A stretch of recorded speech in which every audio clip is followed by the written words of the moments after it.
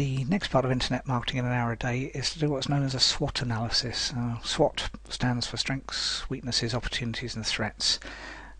Generally speaking, we're actually going to just concentrate on the first two, strengths and weaknesses, because the rest can get a bit techy. I'll put you a link to the Wikipedia page which explains a bit more about it when it goes into detail on projects and things like that, so characteristics and stuff like that. But that's probably more techy than we need to get. But it's definitely worth doing at least the strengths and weaknesses, and that's your strengths and weaknesses as much as anything else, because they'll determine. There's no point in deciding to do loads and loads of videos if you freak out or just run away at the thought of recording videos. And put me in front of a camera, not a fan of it. Put me behind a microphone, behind a screen, I'm fine.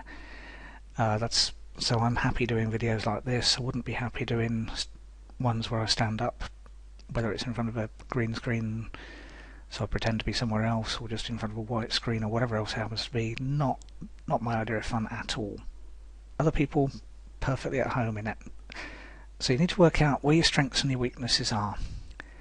And as a general rule, we're going to be talking about what you're actually going to do in internet marketing. So it could be that audio products are your forte, videos might be like this one, written if you just type away and they're happy typing away, and that's probably one of the strengths I prefer doing. I tend to be audio a bit, video quite a bit for products, written if I'm doing stuff on the web. Programming, if you're an ace at that, that's good. Or something else entirely. It doesn't matter what the particular strengths and weaknesses are.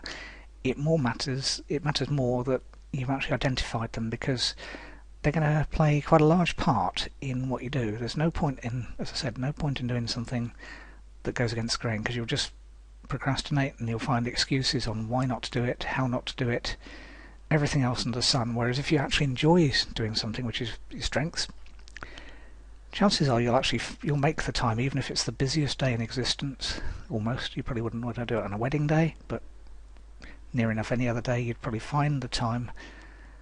And actually, I've met someone who was doing arts and craft kind of stuff. He does it for a living, and yes, he was actually still doing it on his wedding day up to about half an hour before the wedding. But that's a bit over the top.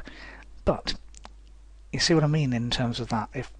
If you've got strengths, you'll find the time to do them because you enjoy doing them and you'll play to them. So definitely worth doing. And as I said, for internet marketing, typically those. Video you'd then split down. Do you want to do videos like this one? Do you want to do like people like Mike from Maine and do interviews?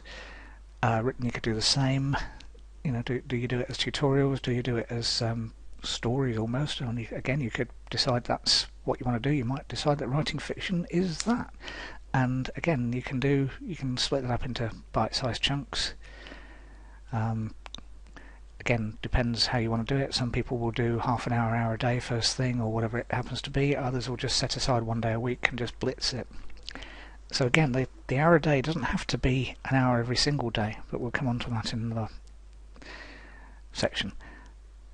So take a bit of time, just do a brain dump on this. Don't spend a lot of time analysing.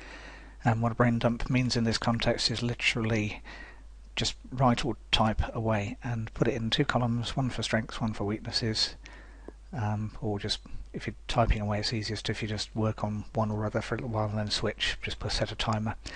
And don't analyse, don't edit, just write. Doesn't matter how crazy it is, just start typing or writing.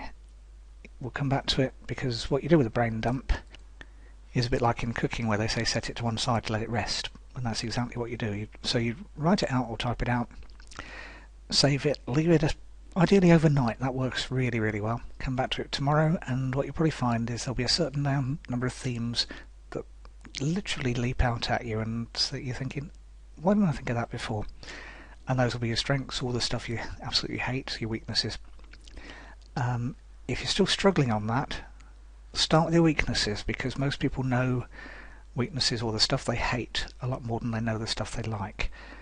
So if you're struggling on the brain dump side, another option is write out your ideal day and it's a bit overkill for this, but you might find you have to do it, and that's just another way of doing it. It doesn't matter which technique you use, and if you can't do your ideal day, do a nightmare day, your day from hell. Again, most people find that easier, and then once you've written it, don't stew on it, just turn it round, literally flip it on its head, turn it around through 180 degrees, and you'll pretty much have your ideal day. And again, you'll think, why didn't I think of that? So whichever technique you use, just work out your strengths, your weaknesses, and this could be the products you're looking at as well. It would work with those as well, very, very easily. And again, it means that, for instance, for me, it's internet marketing is one of them, but also self-help is not a market I like doing. But if you ask me to write about fitness or washing machines or a lot of other things, it just leaves me cold and I wouldn't do it. So topics as well as how they're produced, but that's something we'll cover in a later video anyway. So again, set aside the time to do it. It won't take you very long.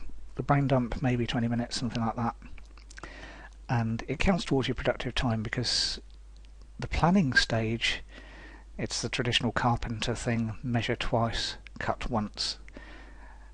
It actually works really well and means that you're actually moving towards something rather than something vague. The more time you spend planning without doing analysis paralysis, but if you spend some time analysing what you're going to do, working out what you're going to do, it just pays off in the end, and actually pays off sooner rather than later in this kind of thing. So that's it for this video. We'll see you in the next one.